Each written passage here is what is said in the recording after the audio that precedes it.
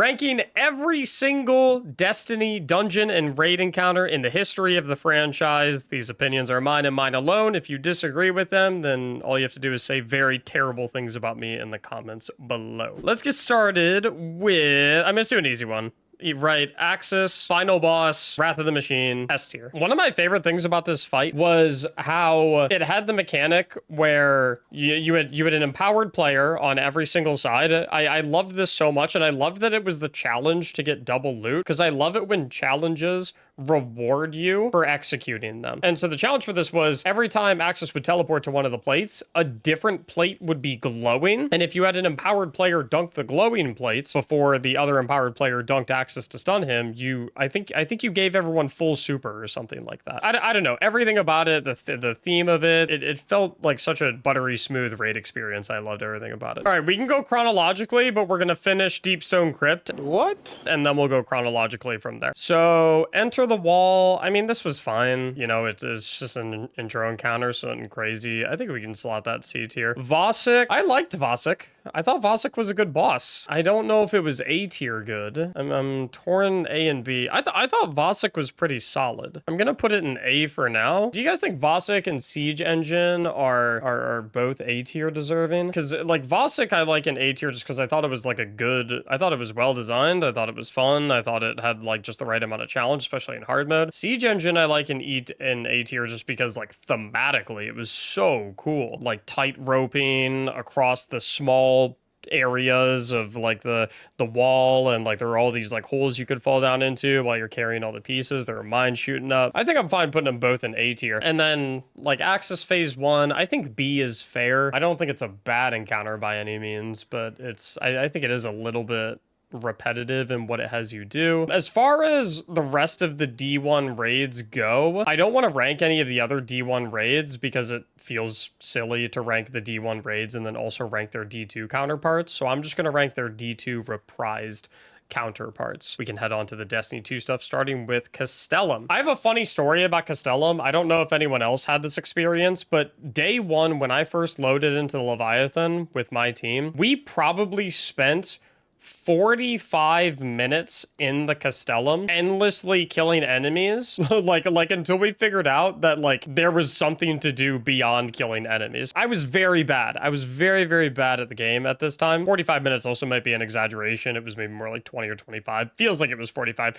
but we were killing enemies for just a ludicrous amount of time before we were finally like, hey, I wonder if like there's something extra we're supposed to do, because we were just basically defending the defense point and Castellum of the door we were trying to open. We didn't really think to like venture out because there were just endless waves of enemies coming at us. I feel like Castellum is similar to like the Enter the Wall tier. I think it's good, but like at the end of the day, it's not like an encounter. It's just kind of a transitional point. And I think it's a good time now, actually, instead of going to the next encounter, to talk about the underbelly. Not exactly an encounter, but the existence of the underbelly in Leviathan, in my opinion, I don't know if I'm alone in this, I thought it was so cool. I thought it was really well fleshed out. I loved all the ideas with like the little secret puzzles as well, with all the chests that you could open depending on what key you got. You know, you had like the conduit key and the whatever key and the aqueduct key. I can't remember all of them, but this ideal of like an underground arena that you can use to skip around. If you did Leviathan normally, you had to do the Castellum in between every single encounter. But if you had someone that knew their way through the underbelly, or you had like a map up of it or something like that, then not only could you skip the Castellum every time, and not only did you feel like this really cool like Pathfinder or something like that, but like you also had all these like little secret chests, little secret puzzles. You had to like coordinate with your team. I don't know if you guys remember, but remember when you had to like go into the rooms and you had to like assassinate the Cabal sentry turrets, and if you did it like within a certain amount of time, or like before they saw you, then that was what made the chest appear or something like this. I just thought everything about the underbelly was really, really cool. Pleasure Gardens, I always thought Gardens was really, really cool. I'm between S tier and A tier, because I don't know, I thought the whole idea of having like two people up top kind of trying to like communicate to the lower sneaking squad like where the dogs were and when they were good to go, like I thought the teamwork and communication that that it encouraged was really interesting. And it's very, very, very unique as an encounter. Like, we've never had any encounter like that in any capacity. I'm gonna put it in S tier. This is my list. I love it. I think Gardens is so cool. Pools, I definitely don't think Pools is bad, but I don't think it's amazing. At the end of the day, it's really just flip-flop back and forth with people. You're just kind of roaming around switching plates. It's either B or C tier. I definitely like Pools more than I like Castellan, though. I think the way to go about this is I think we move Enter the Wall and Castellan down to D tier, and we have Pools in C tier, because I don't think Pools was like amazing. I don't think it's on the same par as Axis Phase 1, and I do think it's a little better than Entrance Encounters,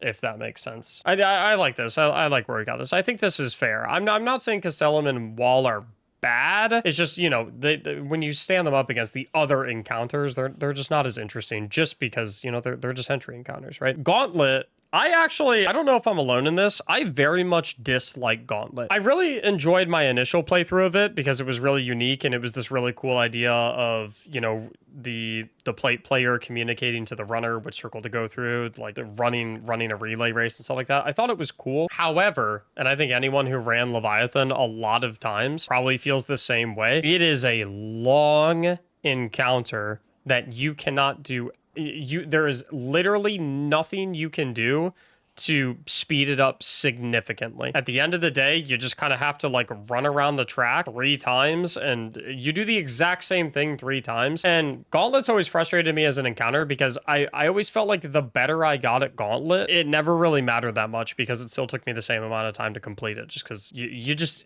I don't know, the pacing of it just feels a little slow once you're on your 5th or 10th clear. I'm not a big fan of Gauntlet personally. I thought the first clear was really cool. Subsequent runs, not as big on it. Emperor Callus, I thought, was a super cool encounter. I really like the teleportation mechanic. I really love hard mode a lot as well, where whoever punches the Scion teleports into his, you know, big purple head realm, and it pulls out a random person, and you kind of have to like think on the fly to move people around to know who's going to get which Scion, because if those Scions stay alive for any significant time, boop, you're up and you're gone. Also, considering like from a difficulty perspective, considering this was during double primary era, it like I thought it was like a reasonably difficult encounter as well, which made it really interesting and engaging. I definitely didn't like it more than Pleasure Gardens, but I thought Callus was pretty cool. I thought it was an interesting encounter. I thought the scenery of it was really neat. And for the first final raid boss rather, of Destiny 2, I thought it was well done. So we'll stick it in A tier. Eater of Worlds. We've got Escape the Reactor. This goes in F tier for sure. It's follow the leader. It's uninteresting. It's frustrating. It's boring. For some reason, team struggled with this so much as well, and this was such a frustrating encounter to mess up, because like everyone in their heads is like, dude, this is so ridiculously easy. We can't be messing this up, and then people still messed it up. And delve deeper. I think this is just the part where you get shot out of the cannon. It looks like the rocks on your way down to Argos. I'll put that in F tier because I just don't really consider that to be an actual encounter or anything like that. What's cool about Eater of Worlds, though, in my opinion, was the 2 what I would consider to be actual encounters that we got. I thought Argos Phase 1 was super cool. Like, I thought Argos Phase 1 was legitimately well done. I like the different colored mines. You had like the ad clearing head deposit team, and then you had the roaming around killing the elemental mines team. I always thought Break the Barrier was a really fun encounter. I thought the pacing on it was really good. I felt like it didn't take too long. It does a really good job of explaining the Argos mechanics with like the different elemental energy heads. I don't know. I always thought Break the Barrier was a really good encounter. I enjoyed it a lot. I feel like it's high B. These are ordered within the tiers, by the way. I'm not like, this isn't saying Argos Phase 1 is better or worse than Axis Phase 1. This is just, I don't know. I'm torn between A and B. I really like the Argos encounters. I feel like Argos final boss is as good as Phase 1, though. I don't really think either's better than the other. I don't know if I want to put them both in A tier, if I want to put them both in B tier. I don't think I enjoyed the Argos encounters quite as much as Emperor Callus, so I think I'm comfortable with them in B tier. I definitely don't think they're horrible, but I don't think they're in the best of the best. Where I think I might lose a lot of people is with Spire of Stars. In my opinion, Spire of Stars is, I don't know if it's my favorite raid of all time in Destiny 2 anymore. I think Salvation's Edge is pretty spectacular. I I love Crown of Sorrow as well. But I always thought Spire of Stars was significantly better than people gave it credit for. I always felt like people hated Spire of Stars a lot because it was hard and LFG kind of sucked at it. I always kind of felt like people hated Spire of Stars not because they actually hated Spire of Stars, but because any time they tried to play Spire of Stars, anytime they tried to play Spire of Stars and anytime they got an LFG team for it, the LFG team was just horrible because it was so mechanically complex. It did have a bug in it though, where sometimes when you threw the charged core at the door in phase 2, it would not actually arm the weapon for that door. Definitely frustrating, but I don't know. The way I always explained how I felt about Spire of Stars is, in my opinion, the mechanics felt like butter. The ball passing, the ball catching, stuff like that. Like it just felt good. When you executed it properly, when you and your teammates were on the same page, when you were looking right at each other and you knew that you were gonna have to throw a ball to someone else and they were ready to catch it and you had the perfect angle on the throw. It just, all of the sound cues and all of like the visual cues of all of the Spire mechanics, just, they felt really crisp and they felt really like, it just felt good to execute them properly. Statue Garden, the first encounter of this, introduced all the mechanics. I might get a lot of hate for this, I don't know. It definitely took a little long, for sure. Definitely took a decent amount of time. I think you had to like charge up like 4 cores or something like that because you had to light all 4 pylons or something like that. I thought it wasn't that bad. Like I don't know. I really like Spire of Stars and I just think it's a really well designed raid. Power Conduit's just the jumping puzzle. Probably put it in D tier. Not because I think it's bad or anything, but it's just, you know, it's just not super interesting. For me, Valkor is an easy S tier. I like the fight is the perfect amount of mechanical complexity. I loved the challenge of it. I thought it was so good. And like I said, when you execute that fight to perfection, it feels butter smooth. I know it has the bug where sometimes it doesn't arm, but God, I thought it was perfect. Destroy the ships. I also thought Destroy the Ships was pretty good. I don't think it's as good as Valkor, but I did think P1 was really good. I thought Destroy the Ships was really good, so I think I'm comfy putting that in A tier. Where I'm also probably going to lose a lot of people is I am not sure that I love Last Wish as much as a lot of other people love Last Wish. I think Kali's fine. I think like I put Kali in the Royal Pools tier. I don't dislike it, but I certainly don't think it's like a really cool, interesting encounter. Shirochi is like, for me, there's bad and there's good, right? The bad for me is Shirochi it takes forever and you do the same exact thing 6 times. And I just think it's kind of uninteresting. It kind of drags on a little bit. I would put it in D tier if it weren't for the puzzle, like the 9-plate grid section where you have to match the painting on the wall and whatnot. I think that's really cool. And I loved like how that worked out as a mechanic, and I thought that was really fun how you kind of had to like shift people around. That part of it brings it up to a C tier for me, but I think Shirochi is generally kind of uninteresting. Morgeth I also kind of put in C tier. I don't think it's a bad encounter. I just don't think it's like really super cool, or it's fine. It's not it's not like offensively bad, but it's not like, you know, you're not doing Morgeth and you're like, oh, this is so insane. Vault I'm really torn on. One, I think Vault takes a while. I'm not sure how necessary, like on subsequent runs of Last Wish, doing Vault 3 cycles kind of drags a little bit. My problem with Vault, big time, is the mechanics discovery portion of Vault. I feel like when you're making a puzzle encounter, the solution should be discoverable without some form of like I feel like discovering a solution strictly through brute force, which is basically what people had to do with Last Wish in Vault, is just not super interesting. That being said, I think the complexity of Vault is really cool. And I love that Bungie tried to like go with like this wildly complex puzzle encounter. I just wish there was a little bit more direction. What I always say about Vault is I wish that if you were holding the Taken gun and it had Taken Essence and Tumbra, you hold the gun in your right hand. And if you hold the Taken Relic and it has Taken Essence Penumbra, then you hold the relic in your left hand. People were literally looking up like Antumbra, Penumbra. I remember on day 1, they were like pulling up these images and they were like, okay, how does this relate to the mechanics? And I'm like, I feel like anytime you have people Google searching stuff like this, it probably means that your puzzle encounter could have used a little bit more in-game direction to nudge people towards the solution. Like, I want to put it A tier because I love the complexity around it, and I think it's really cool that Bungie like swung the bat at trying to make something that was really off the walls complicated. But But that day one experience, watching people sitting there for like 12 hours was like, that's brutal, you know? This logic is going to come back to bite me in the butt big time, but we'll get there when we get there. Riven of 1,000 Voices, S tier. Need I say more? It shattered my heart that no one ever wanted to do this legit, because I thought doing it legit was so fun. In the season it came out, all I wanted to do was do it legit, and no one else ever wanted to do it legit. I was so happy when Bungie did Pantheon and they basically forced players to do it legit. It's such a cool fight. It's such a fun fight. It's really well designed. I love everything about it. I love every single thing about the Riven fight. Queen's Walk, I thought, was also a very, very good encounter. I love all the mechanics in it. I don't know. I really like Queen's Walk. I love the thematic of Queen's Walk. I love like the idea of what you're doing, where it's pulling you into Riven's heart and you're having to grab the Taken Blights to prevent the heart from getting like too corrupted with Taken as you try and bring it to the Techians. I love that like when you're inside the Shadow Realm, you can see the Guardian's hands on the outside in the skybox holding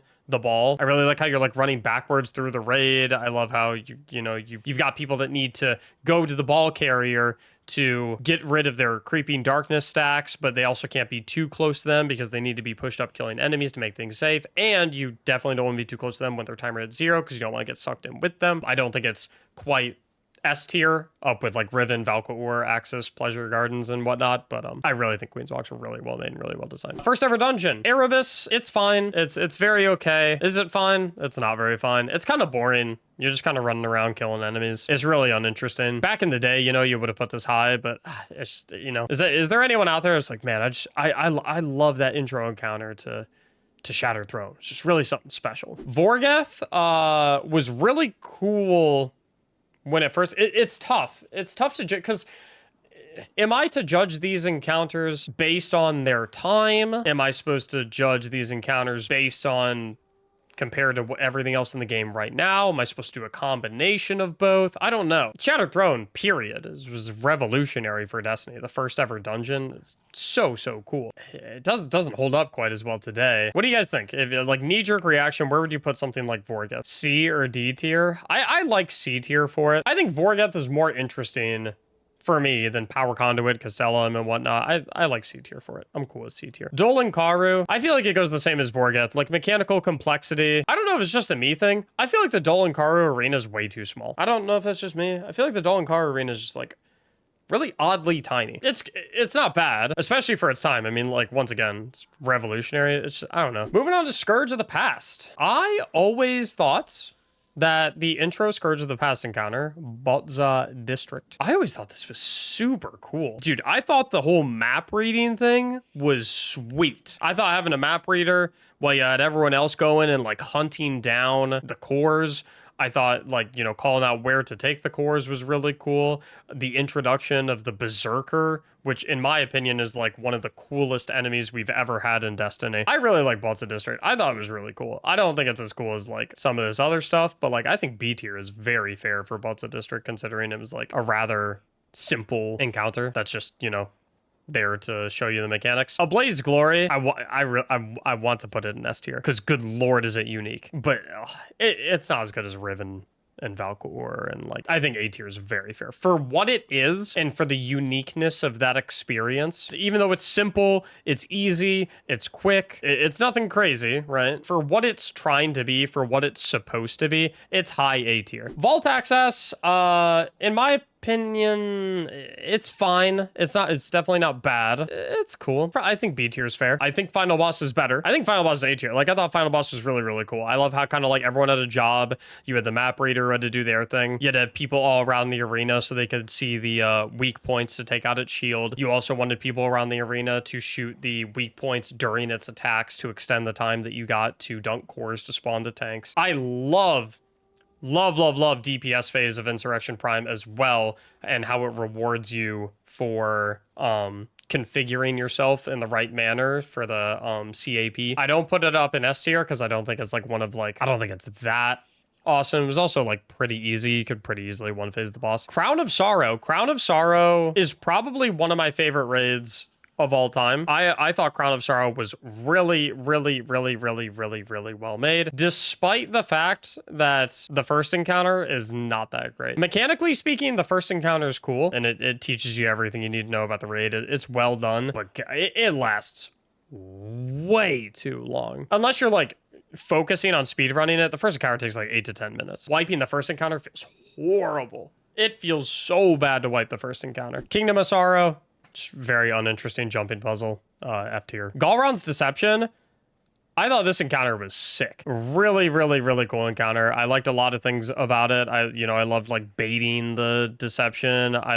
loved, nuking them with swords in the middle and stuff like that. I thought this encounter was super cool. Struggled with it big time on day one. In fact, I don't think we even ended up beating this encounter on day one personally, but I thought it was a really cool encounter. I think I give it A tier. I loved everything about the Galron encounter. I loved how, there were 3 of them. You had to figure out which one was the real one. You had like the mid DPS phase mechanics where you got to shoot the hands to extend your DPS phase. I love the crystal management in the middle of it. I loved how it incorporated all the good aspects of Galron's Deception from the previous encounter. I think Galron's an S tier boss. I thought Galron was so cool. I feel really bad for anyone who didn't get to try Crown of Sorrow, because I think Crown of Sorrow was like the raid that like the least amount of people got to experience because of content vaulting, because it was released so close to when content vaulting happened. Cool. I love that raid. I love it a lot. I'm really curious to hear your guys' opinions on this. First encounter, Garden of Salvation. I like it a lot. I definitely don't think it's like S or A tier, but I think it's fun. I like it. I love the idea of like 2 squads alternating. The end bridge section too, with all the Cyclopses and the Overload Minotaurs. I think that's sweet. I thought that part was so cool. I remember my very first time running it on day one when we were blitzing through that bridge. We were all shouting. We had our Izanagis. We were trying to load the X4 shots to try and nuke all the Cyclopses. We were like, oh God, run! The boss is down there. He's spitting out the cube. Someone get to it. Hurry! I loved it. I thought it was a really cool encounter. This is my list. I'm putting it in B tier. I like it a lot. I think it's a really, really cool encounter. Something I think we can all agree on, though, is that Undergrowth, the second encounter of Garden of Salvation, is F tier. That encounter takes way too long. It's not particularly interesting. I like the portals. I think the portals are cool, and I think they're well utilized. But other than that, it takes forever. It's boring. It's nothing crazy. Consecrated Mind, I think, is a super cool boss. I love shooting out all the eyeballs and then like chasing it down the lane while you're firing at it. I really love the eyes mechanic too. I do think the moat running takes a little bit of time, and it's nothing in this encounter is super complicated, but I like Consecrated Mind. I think it's a good boss. I like Consecrated Mind. I don't think it's better or worse than Embrace for me personally. Sanctified Mind, I hate. I do not like Sanctified Mind. I love the rebuilding the floors mechanic. I think that is super cool. I loved that mechanic. Going from phase to phase takes forever. I don't know. Something about it feels so cumbersome. Sending team 1 to the blue island, and then you got to go send team 2 to the blue planet, and then you got to send island, and then red. I don't know. It feels like it takes so long. Also, the moat, picking up the moats on the islands feels terrible. It feels so laggy. It feels so delayed. It feels so desynced. I'll go C tier. Yeah. I don't know.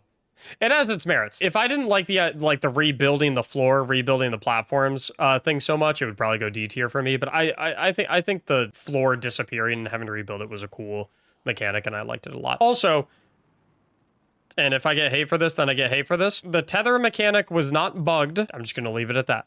The tethering is not bugged. Necropolis. This is Pit of Heresy. Necropolis, the intro encounter, it's whatever. It's fine. I put it in the same category as Erebus. It's not super interesting. Chamber of Suffering was a little bit more interesting than Necropolis, but not by a crazy amount. Does Chamber of Suffering deserve to be in a higher tier than Necropolis? I don't know. I think it deserves F tier. It's just not, it's whatever, you're standing on a plate and ad clearing. Zolmak.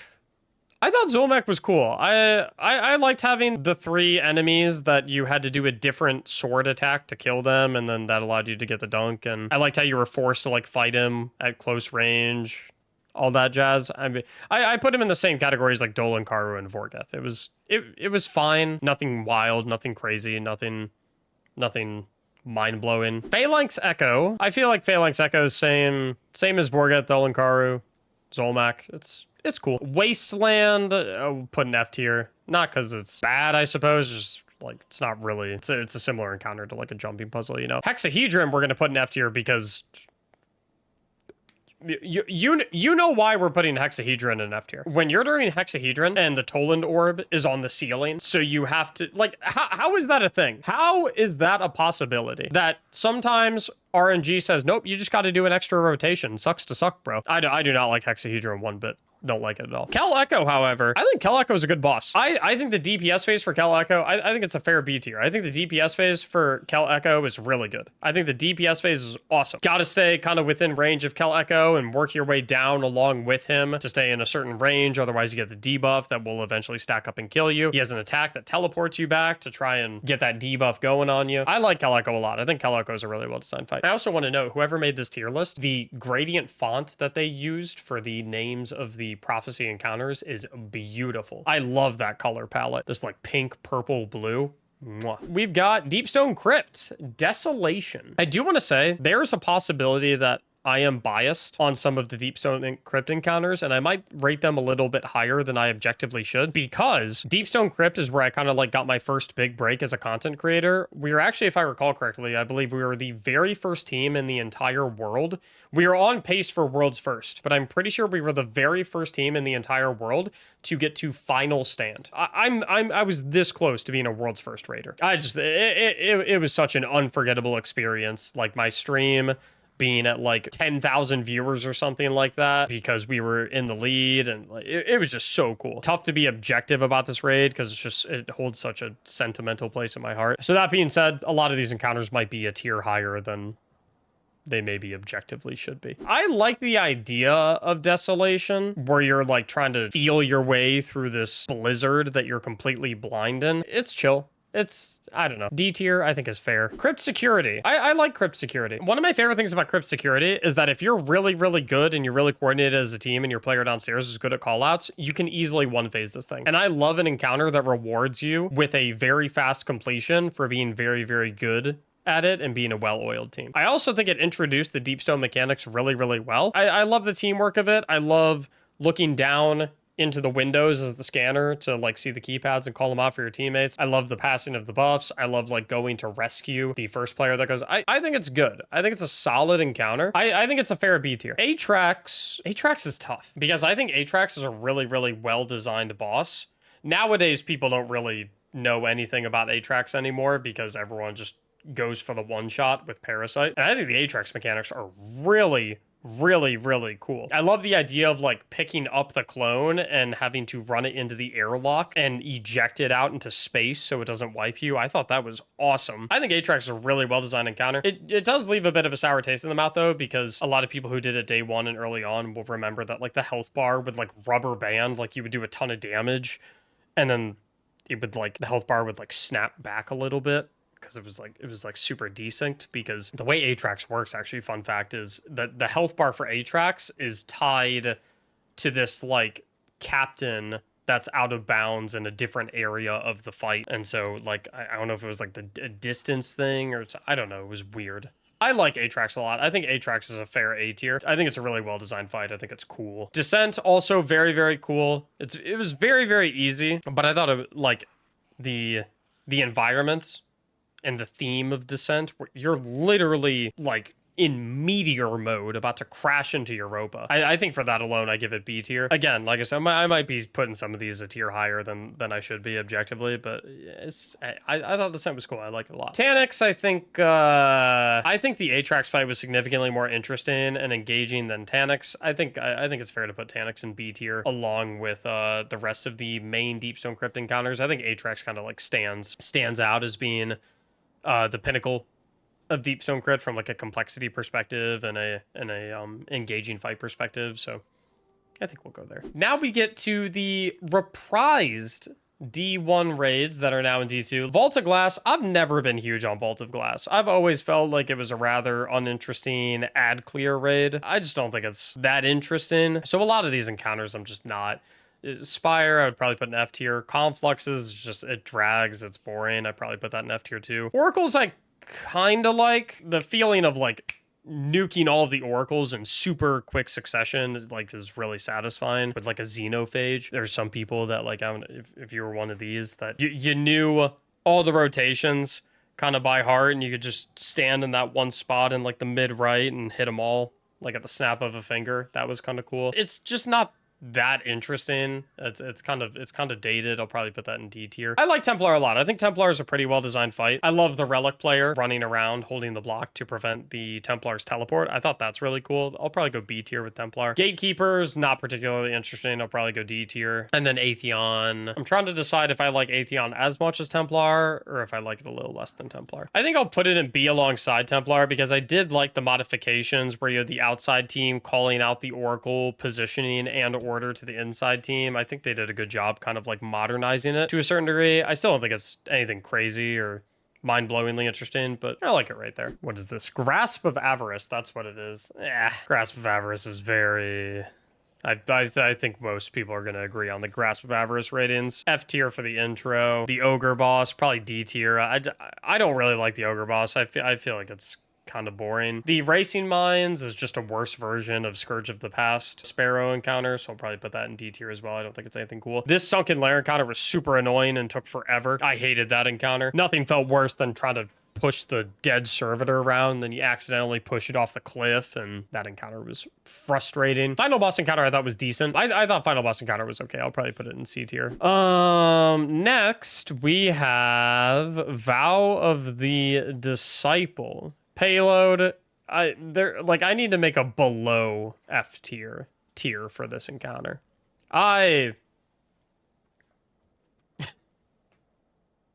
No. Acquisition, I also hate. I think Acquisition is so boring. The first actual encounter for Vow, I think it's so boring. It takes forever. It drags on. Caretaker, I think is okay. I feel like it's middle of the pack, so I think C tier is fair for Caretaker. It's a little bit repetitive in what you do. I really like the idea of stunning the boss and like aggroing it and whatnot as you go. I think that's cool. The DPS phase is just not super interesting. Now that I think about it, there's a decent amount of stuff I like. I think Caretaker B tier is fair.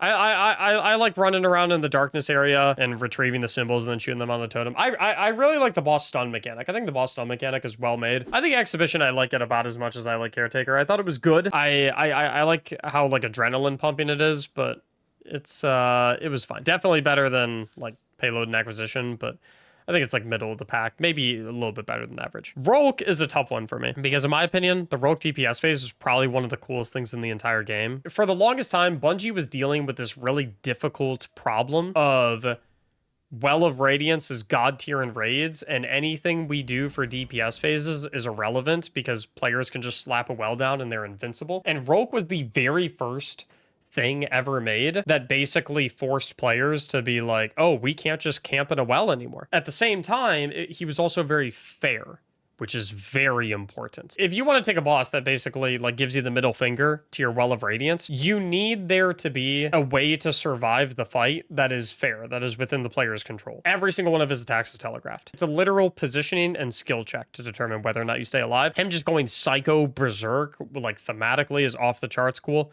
The only reason I don't give it S tier is because pre-DPS phase, working your way up to DPS phase, is pretty uninteresting and pretty boring. If getting your way to DPS phase was as cool as the DPS phase, or even like half as cool, it'd probably be an S tier encounter for me. But getting to DPS phase is just, you kind of sit at the back of the map and blink away at everything, and it's just not that interesting. Moving on, we have Duality. I thought Duality was fine. I definitely don't think a lot of it was anything super crazy. Navigate the Mindscape, it's like a lot of the stuff, a lot of the Duality stuff is just kind of like intermission stuff, so like I'm gonna put that. Dive Deeper, I wouldn't even consider that an encounter. The Unlock the Vault, just nothing super interesting, nothing crazy. I really don't like Duality that much. It's fine. Kaido I thought was a cool boss, so I'll probably put Kaido up in like C tier along with Phalanx Echo and Vorgeth. I don't think it's as good as Kel Echo. And then Nightmare of Galron. I feel like that's a tier lower than Kaido. I thought Kaido was a little bit more interesting and more engaging of a fight than Nightmare. Nightmare was just kind of it was fine. Revamped King's Fall.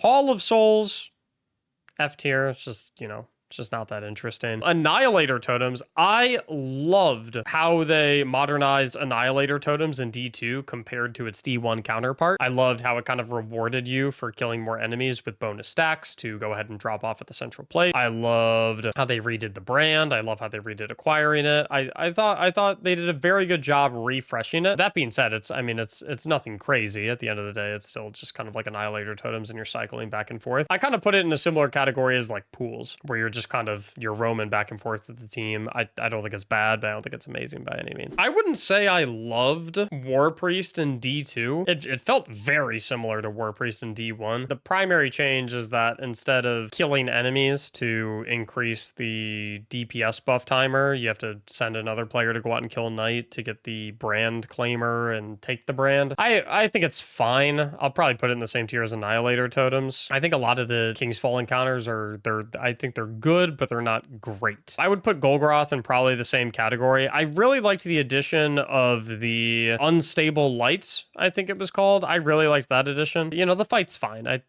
Back when Pantheon came out, it was the very first encounter. I think there's a reason for that. Especially the D2 version, like the ad clearing is very, very simple. There's not really like a time constraint on doing any of the mechanics. You can kind of take your sweet time. It's fine. It's chill. I would put Daughters probably in the same category as the rest of the stuff so far. And Oryx, I really, really like how they changed Oryx. I don't think it's S tier, but I'm torn between B and A. The main reason is because I really enjoyed the Oryx encounter in D1. My one issue with it was that you were forced to do 16 orbs. That's the only way you could kill him, because you didn't actually damage him with damage. You damaged him with a mechanic. So I thought shifting DPS on Oryx into actual DPS and making the mechanic give you X amount of time on your DPS phase, as opposed to having the damage come strictly from the mechanic. I loved that because it actually gave you an incentive for having good DPS rotations and bringing good DPS weapons and things of that nature. However, in the non-Pantheon version, the Lightbearer Knights only spawn once, which feels really, really weird because you spend, I think you have to do 3 rotations of getting the brand. So for a lot of the time, everyone's just kind of like sitting around doing nothing, excluding the person who's running and the 2 people that are on the plates. I really, really like what they did with the DPS mechanic change. I think I'll leave it an A tier, but I'm giving it like a low A. We're getting there. We're almost done. Next up is Spire of the Watcher. Reestablish power. This is the intro encounter where you have to link together. It like introduces the electricity mechanic and you have to link together all 4 of the chains. I actually like this encounter a lot because if you got really, really good at it, you could do it super, super fast if you just like got really familiar with where every single one of the pads were. I don't know. I liked it a lot. I thought this something. I did a lot of solo flawlesses on this one as well, and so like there was like a neuron activation of like knowing exactly where all of the pads were and just going like do, and then just being done in like a minute. That being said, it is still just an intro encounter. It's nothing super crazy interesting. So I think I'll probably give it, where have I put a lot of the other dungeon encounters? I haven't put a single dungeon encounter in B tier or above yet, with exception to Kel Echo. And I don't think I would put this in the same category as Kel Echo. So I think I'll give it C tier. Ascend the Spire, I think is a little bit less enjoyable than the Reestablish Power one. It's just, it's kind of the same thing, but you're kind of just forced to spend a little bit of extra time. So I'll give it D tier. It's fine. It's a very okay encounter. Akalos, aka Garden of Salvation dungeon form. I feel similar to Akalos as I do about most of the other dungeon bosses. I think it's fine. I don't think anything about it is mind-blowing for me. I don't hate it. Like, I'm not eager to play the encounter. I'm like, ooh, this is so much fun. Perseus, final boss, Spire of the Watcher. I don't really like this encounter very much. The DPS phase feels really annoying. I really don't like this boss fight. I don't find it very enjoyable. I think I'm gonna go D tier on this one. I don't enjoy that much about the encounter. It just kind of feels like a bad version of the previous encounter. You kind of do the same exact thing. Root of Nightmares. We got a Cataclysm. Very first encounter kind of introduces all of the mechanics to you. I definitely don't think it's F tier, but I don't think this is anything super special. I'm torn between D or C tier. The only reason I kind of want to put it in C tier is because you are rewarded heavily for being very, very good at this encounter. And I love an encounter that lets you blitz through it if you know exactly what you're doing. It feels really good too as the runner if you're zooming through it. It does drag a little bit, though. It takes a minute. I'll probably go D tier. I mean, it's just okay. I never found Cision particularly interesting. I like what they were trying to do, but one, it drags. It takes a decent amount of time. It's basically the exact same thing for a while. White Bee Incision feels terrible, and for the longest time, those jump pads just straight up did not work. And usually I'm okay. Like I said, I know we put Valkor in S tier despite the arming mechanic being bugged on occasion when you threw it in the door. That's recoverable, though, is the thing. Literally,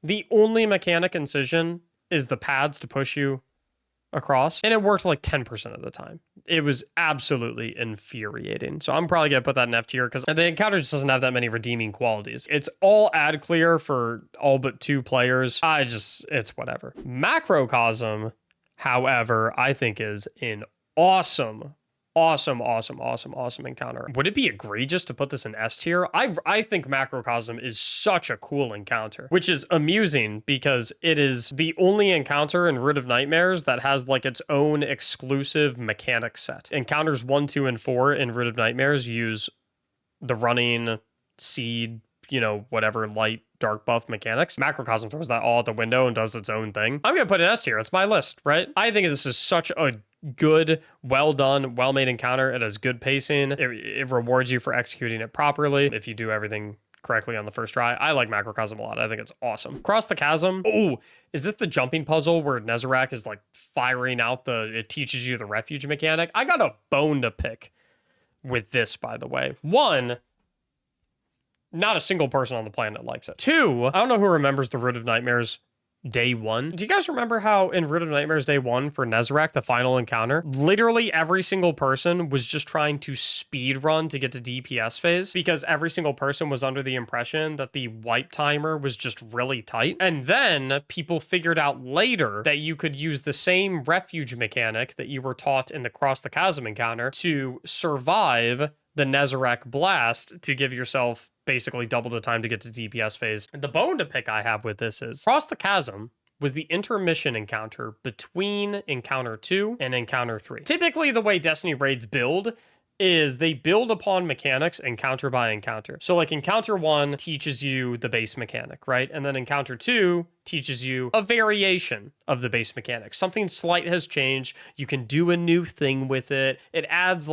little bit of complexity. And then Encounter 3 builds upon that. And then Encounter 4 puts everything all together. And it's like, all right, show your mastery of the mechanic, right? Root of Nightmares, to me, royally messed this up. Because in Cross the Chasm, what they tried to do was they tried to teach you this refuge mechanic in intermission section. They didn't even try to teach it to you in an actual encounter. So it's so much less likely to stick in players' brains of like, oh, neat, we're learning about this new thing that we can do with the flux of light and the flux of darkness. We can like make refugees and it allows us to all this, right? So already, because they're teaching it to you in an intermission, it's not as memorable. But the most egregious part of all is it's the intermission between Encounter 2 and Encounter 3. You basically learn this refuge mechanic and then you go into Encounter 3, and Encounter 3 uses a completely new set of mechanics entirely. So if you hadn't already forgotten about the refuge mechanic because it was in an intermission jumping puzzle area, you've certainly forgotten it by the time you're out of Encounter 3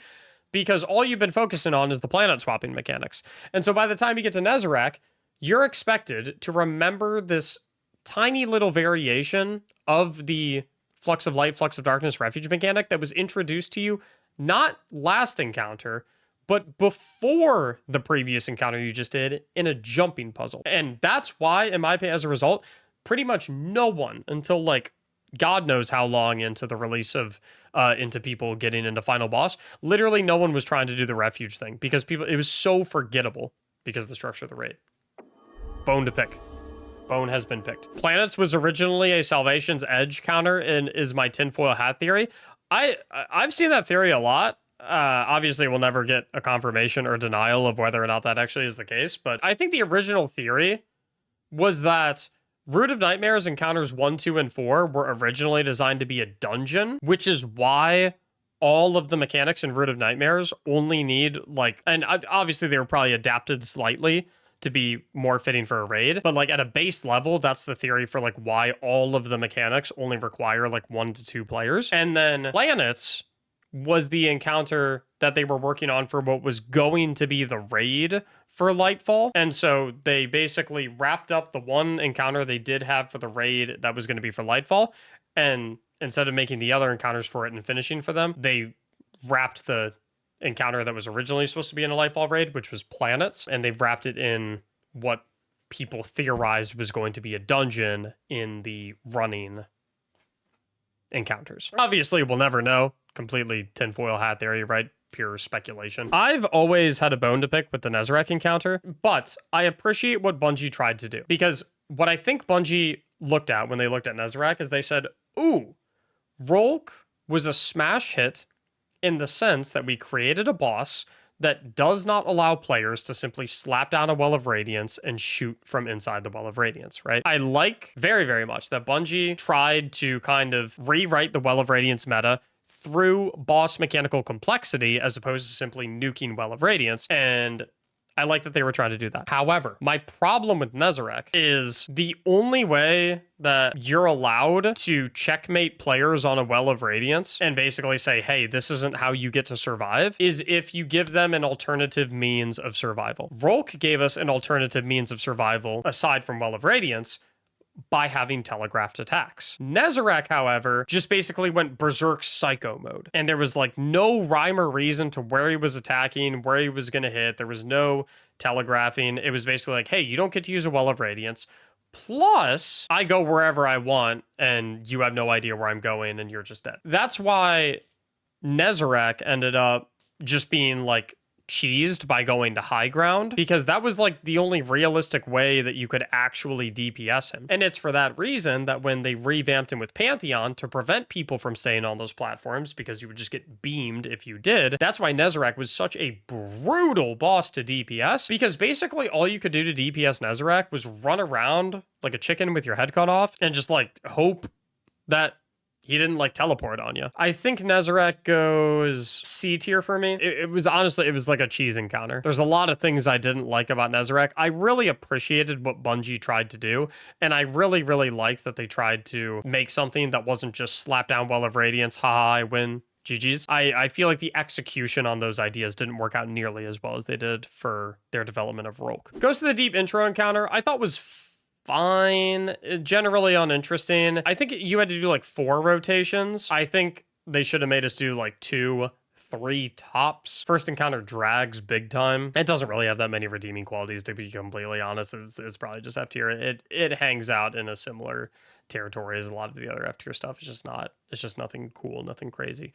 Reach the Wreckage, a traversal area where you're moving at 25% of the speed that you're used to moving at. You know, kind of rough. Ekthar, I think, is one of the most well-designed dungeon bosses we've ever had. I loved everything about Ekthar. I thought it implemented the water mechanic in a very tasteful way, because there was actually my problem with Reach the Wreckage is it's making you move through water and it's making you move super slow just for the sake of like, haha, you're in water. Ekthar, they actually make you move slow because he's down there chasing you. And it's like, there's a reason to be slowed down and be slogging through water, because you're trying to find these symbols and activate the runes while he's hunting you down there. I think I put it in A tier.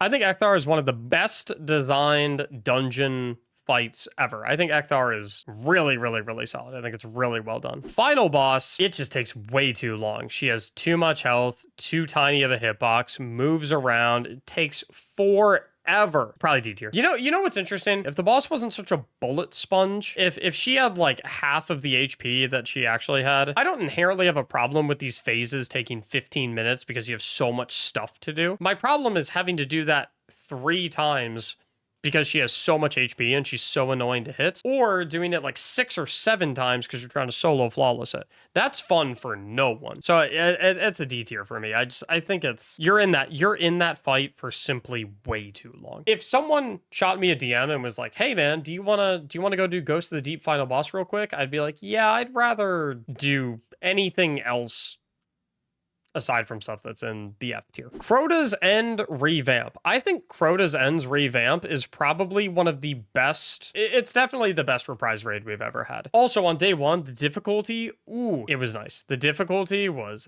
nice. They might call me crazy. I put Abyss in A tier. I thought the revamp of Abyss was really, well done. I think it got the entire team involved in a meaningful way. I think it required good communication. I think they made the mechanics relatively interesting. I felt like it didn't take too long. It's close to taking too long, but it didn't take too long. I don't know. I really like the revamp. I've always liked Abyss as an encounter. I love the idea of it. And I thought the D2 revamp was, I thought it hit the nail on the head. Bridge, I also really like. A tier might be a little too high for Abyss because I think the Bridge revamp and the Abyss revamp are in similar territory. And I don't know if I can justify putting Bridge in A tier. The one thing is Bridge still does take a very long time, which is kind of maybe my justification for putting it in B tier. But it's really, it solves a lot of the problems that OG, not OG Crota Bridge had, but OG Rise of Iron revamp Year 3 Destiny 1 Crota had, where it was like, it's still some things that were a little bit cumbersome, and I thought the revamp did a good job, good enough to put it in B tier.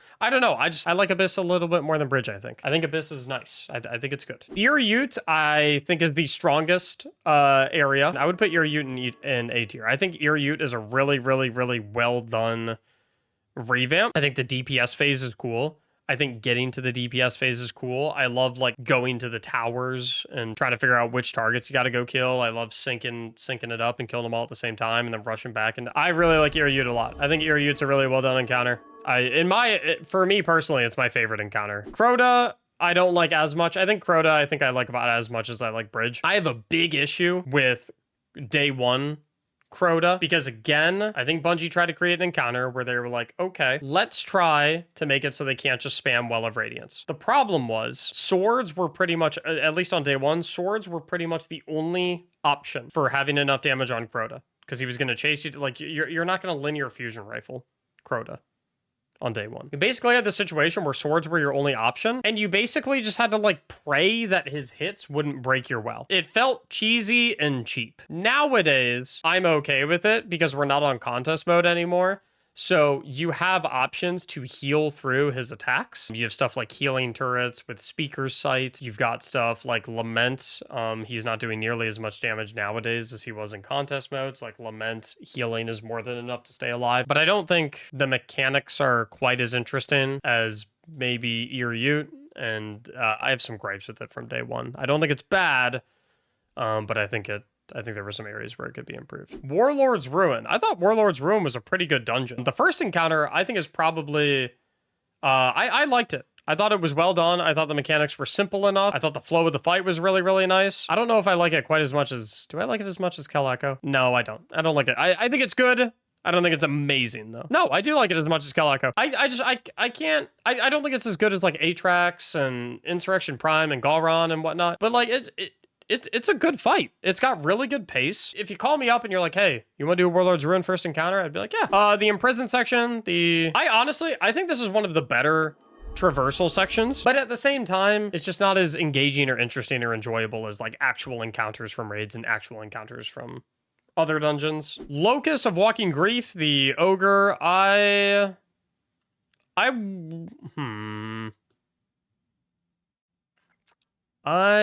don't know. I know I'm gonna put Heffend in A tier. I really like Heffend. I think or in B tier rather. Sorry. I think Heffend is a really well done boss fight. I don't like it as much as I like Ekthar, but I do like it. I think it's really cool. I think it's well done. I feel like for Locus of Walking Grief, I feel like getting to DPS phase is a lot more cumbersome and a lot more annoying than getting to the DPS phase is for the first boss. The final boss, you're kind of DPSing the entire time. I know it takes a bit of time to get to the main DPS phase, but if you're solid, like you're dealing solid chunks of damage throughout the entire fight, which is really cool. I think it's well made. Most of my Warlord's Ruin experience comes from solo flawlessing. So like in my mind, it takes a little bit of a decent amount of time to get through this fight, because as a solo player, you are basically forced to do 2 phases of capturing the totems, and it just took a bit of time. I guess as a team of 3, you really don't have to do that. But I don't know. I enjoy the first boss and the final boss a little bit more than the second boss. I still think the second boss is decent. I put it, I think it's as good as final boss of Grasp, final boss of I think it's as good as Kaido. I think it's as good as Zolmak. I think it's as good as Phalanx Echo. I don't dislike it, but I don't think it's like amazing. Right now we have got Salvation's Edge. First encounter, Substratum. It's fine. It takes way too long. Having to do 3 rotations it's unnecessary. We don't need to be doing that many rotations. It takes a while. It feels terrible to wipe. Also, from like a mechanical complexity perspective, in my opinion, and I can't believe I'm saying this, a bit much for an introductory encounter. I think D tier's fair for it. It just takes a while. It takes a while. It's not particularly interesting. You're doing the same exact thing 3 times in a row. This is definitely probably my least favorite encounter to do on re-clears. So I'm going to put it in D tier. Herald, I think, is a really, really well done boss. I think Herald's a really, really good... I'm going to put it in A. I think Herald's a really, really well done boss. I think all the mechanics are well made. I think it's intuitive. Nothing about Herald feels particularly bad. Nothing about it feels annoying. Nothing about it feels slow. I think Herald's a really good boss. I think it's really well designed. Repository. This is where you basically... You've got the 3 lanes. I thought it was good. It drags a little bit. What I like a lot more about Repository compared to Substratum is even though you're doing like 3 rounds, 3 phases, in Repository, the 3 rounds and 3 phases are different from each other, whereas in Substratum, they're identical. I think Repository is fine. The combat's significantly more engaging. I don't think it's so much more engaging that it deserves a B tier placement, but I thought Repository was good. I thought it was a well-designed encounter. I think it was a good way to introduce the 3rd shape option, which is kind of what the first 3 encounters of Salvation's Edge do. Really weird though that that mechanic is not used a single time for the rest of the entire raid. This is where I'm probably going to get some flack, going back to my Vault take on Last Wish, where I said, my problem with Vault is that it doesn't offer you enough direction when it comes to solving the encounter initially. It's, you know, spending 8-9 hours trying to figure out what the solution is when you have hundreds of teams working at the same time probably means that there's not enough direction in the encounter. The puzzle's too complex. You need some cues. Because with Verity, the only way you knew the solution was correct or if you were headed in the right direction is if you had the entire correct solution. Too many moving pieces with Verity going on to like reasonably know if you're doing like there's too many moving pieces and there's too many steps, and it was really tough to test your theories. That being said, I think this is one of the coolest encounters they have ever done. They did so many interesting things with this encounter. I love the way it flows. I'm kind of going against myself because I just dogged on Substratum for being a repeat of the exact same thing 3 times in a row. And I was dogging on Vault and Last Wish for being like not giving you enough direction for discovering the actual mechanics. But I love Verity. Verity goes in S tier for me. I won't be able to probably eloquently explain why I love Verity so much. The idea of us dying and having to revive each other as a mechanic and communicating to each other to like give people information that they couldn't see otherwise. Hey, I'm in the middle of something. The idea of like how we went about reviving each other, the communication of like giving people information to execute a mechanic through the death spectate screen felt so revolutionary. For like it feels like a breaking of the 4th wall when it comes to encounter design. I genuinely don't know who came up with that at Bungie or how high they were when they came up with it. It bewilders me. Is that a good word to use there? Does bewilder have an undertone of being upset? It baffles me, like how someone came up with the idea of like, dude, what if we had a mechanic? Okay, so you know how you can spectate your teammates when you're dead, right? What if we came up with a mechanic that kills you, and then to execute the mechanic, the spectating through the death screen that has been benign and, you know, hasn't had anything of consequence throughout the entire history of Destiny. What if we actually make a mechanic that involves you giving someone information through the spectate death screen that they can't see themselves? I love everything about it. For me, it's ingenious. I know I'm like swooning over it. From like a game development perspective, it's so fresh and it's so interesting. I love everything about it. Another reason I love Verity so much is the actual puzzle that you're executing. For me, the reason I like Verity so much more than I like vault is because for me, the vault puzzle in and of itself, once you actually know what to do, is not super, super complex and interesting to me. However, with Verity, this idea of shifting around shapes, like you actually have to like be critically thinking the entire time to execute the mechanics of Verity. Whereas like in something like Vault, you're just like, oh, Penumbra? Oh, okay, which one was the left one? I'll use the grenade on that. In Verity, you need to be you need to be thinking the entire time. There's like a different solution every single time. I love everything about dissecting in the 3D realm, where it's like, again, you need to be actually thinking the entire time. There's no kind of coasting. Even after you know the solution, there's still critical thinking that goes into executing the solution. I love it. The ending part too. Being dependent on fashion. The one issue, and I understand the gripes with this, is the bugs that were going on where people were invisible and you couldn't see them and you had to go to these great lengths. That's super annoying. I totally understand that. I think from a freshness perspective and a uniqueness perspective, I think Verity is so cool. I think it's such a cool encounter. I can't talk enough about how much I love it. Finally, we have the Witness. The Witness, similar to Rolk and Nezarec, his DPS phase specifically, was another Bungie attempt at getting away from the standstill in a Well of Radiance meta. And unlike Nezarec, but like Rolk, in my opinion, this was an amazing and perfectly executed solution. I love the idea of telegraphed boss attacks that you have to dodge during a DPS phase. And the idea of like being face to face with the Witness while he's literally throwing one-shot attacks at you in day one in contest mode is kind of where my brain's at right now. The mechanics leading up to DPS phase were good. I don't know if I thought they were as interesting though as the DPS phase itself. So I'm a little torn with Witness. I feel like S is a little bit too high for it for me personally, but it's a really, really, really, really, really, really high A. Like, honestly, tomorrow I might wake up and be like, you know what? I should put Witness in S tier. Now, we don't have pictures for them, but we do have the Vesper's Host dungeon out right now. So we'll just kind of talk about the Vesper's Host dungeon. The initial encounter where you have the Briggs and you have to go room to room and pick up the cores and bring them back. I think it's a really well done dungeon encounter. I really, really like it. I would probably put that in C tier. The servitor encounter where, you know, the 10 servitors in a trench coat, similar to Kel Echo and the 2 Warlord's Ruin bosses. I think it's a really well done boss. I would put it up in Ekthar tier if the game didn't force you to have to do 2 rotations of servitor number grabbing for every DPS phase. I wish there was a way where you could get to DPS phase after 1 rotation of that. Being forced to do 2 for every DPS phase just feels a little bit dragged out. But like the design of that boss is incredible.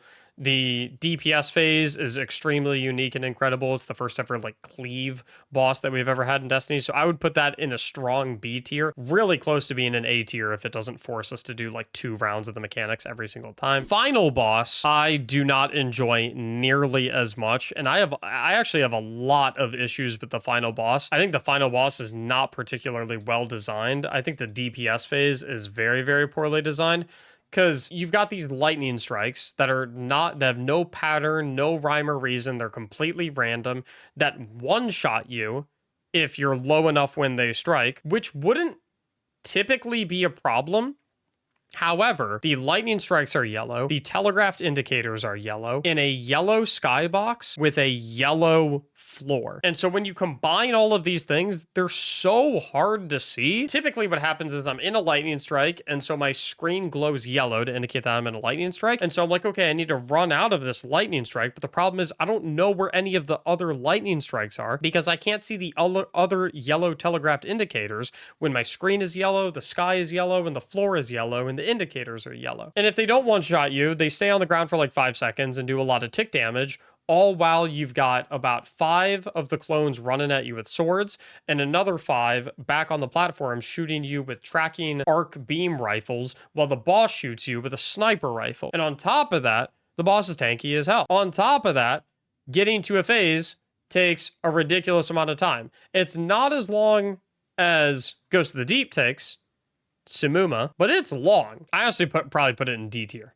I have a lot of gripes with the fight. I want to like it. One thing that is amazing, the scenery for the DPS area with the big like Vex thing in the sky, really cool. Really, really cool scenery, really cool environment. But I just, the fight takes forever and the DPS phase just feels really, really, really, really cheap. These are my opinions. You probably disagree with at least a couple of them, but I got good news. We can still like each other and we can still be friends. I hope you enjoyed this tier list. I hope it gave you an opportunity to reminisce in some of the encounters that we no longer have access to, unfortunately, due to the Destiny Content Vault. Like I said, hope you enjoyed. I'll see you in the next one. Thank you so much for watching, and as always, have a great day.